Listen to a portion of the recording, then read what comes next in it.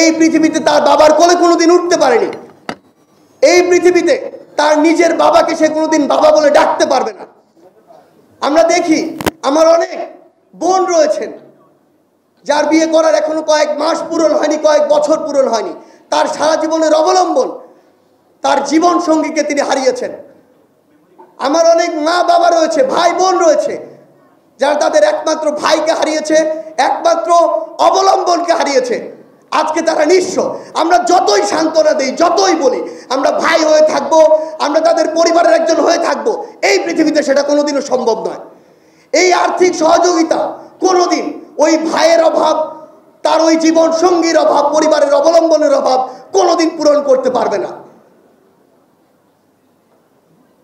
এই যে এত বড় একটি রক্তাক্ত গণহত্যা, এই যে এত বড় একটি হত্যাকাণ্ড, হাজার হাজার খুন, হাজার হাজার মানুষের রক্ত ঝরিয়েছে, তারপরও এই বাংলাদেশে ওই খুনিদের নাম আবার উচ্চারিত হয়।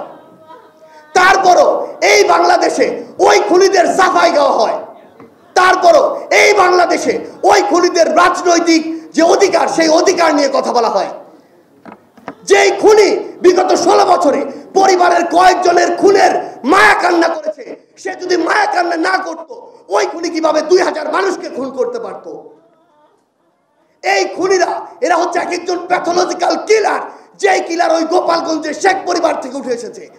এই খুনি বিগত 16 বছরে বাংলাদেশের মানুষকে নানাভাবে খুন করেছে, কিন্তু তারা মিডিয়া সহ পুরো বাংলাদেশকে জিম্মি করে রাখার জন্য এই খুনি যেটি করেছে, এই খুনগুলোকে সামনে আসতে দেয়নি। এই খুনি বাংলাদেশ পুলিশের মতো একটি প্রতিষ্ঠানকে টিস্যুর মতো ব্যবহার করে বাংলাদেশের মানুষকে নরপশুর মতো এভাবে খুন করেছে। আমরা আজকের এই মঞ্চ থেকে পুরো বাংলাদেশ পুলিশ নামক এই যে প্রতিষ্ঠানটি, আপনাদের উদ্দেশ্যে একটি কথা বলতে চাই। আপনাদের পোশাক দেখে এখনো আমাদের ভীতির সৃষ্টি হয়, এখনো আমাদের মনে ঘৃণার সৃষ্টি হয়, এবং এটার জন্য যেমন ওই খুনি হাসিনা দায়ী, আপনাদের ব্যক্তিত্ব এটার জন্য দায়ী।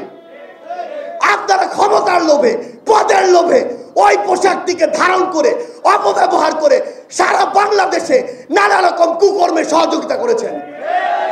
ওই বাংলাদেশ সেনাবাহিনী যদি চাইতো 10,000 মানুষকে 5 তারিখে খুন করে ওই খুনি হাসিনাকে মসনদে বসিয়ে রাখতে পারতো, তারা কিন্তু সেটা করেনি। তারা তাদের প্রতিষ্ঠানের সম্মানের কথা চিন্তা করেছে। আপনারা কিসের কথা চিন্তা করেছেন? আপনারা চিন্তা করেছেন আপনাদের পদবীর কথা, ওই খুনির হুকুমের কথা, ওই খুনির দাসত্বের কথা।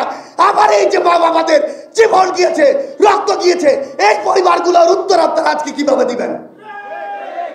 আজকেও এত খুনের পরে, এত জীবনের পরে নতুন করে এই বাংলাদেশে আবারও কিছু পুলিশ সদস্য ওই পোশাক পরে আবার টাকা নিচ্ছে, আবার দালালি করছে, আবার দাসত্ব করছে, আবার একটি দলের হয়ে কাজ করছে।